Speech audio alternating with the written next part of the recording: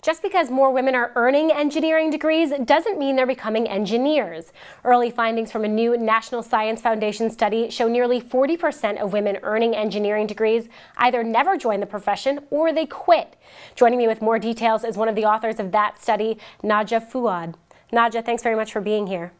My pleasure. Now, this is a huge study you guys undertook, 5,300 engineering grads. Were you surprised to see that so many of them just were dropping out of the field?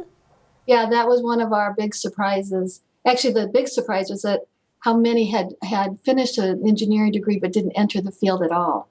Why were so many women quitting, leaving the field? Well, we argue that there's a lot of factors related to the work environment, that they're not feeling supported by their supervisors, that they're not feeling that there's available opportunities for advancement or training and development. There are a lot of climate reasons. One of the statistics that really stuck out to me, you looked at among those who went to other industries, 54% of women became executives. Of the women who stayed in engineering, only 15% became executives. Does that tell you anything about how hospitable or maybe inhospitable this industry has been to letting women move up the ranks? I think some of that. Now, the other piece of it is that we asked women to self-identify whether they were engineers.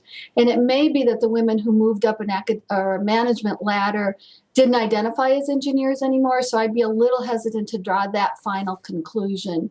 But I'll also say that I was invited to go speak to a group of women at a large defense contract industry, and company, and the women there were not seeking leadership opportunities because they did not want to work in that kind of capacity.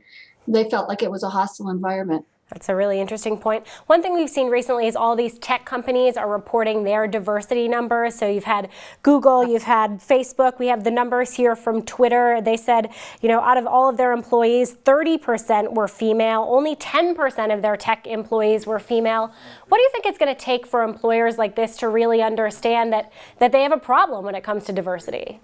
Yeah, there is a problem, and they really have to work on changing the work environment so that it is more zero tolerance for incivility, more support from supervisors.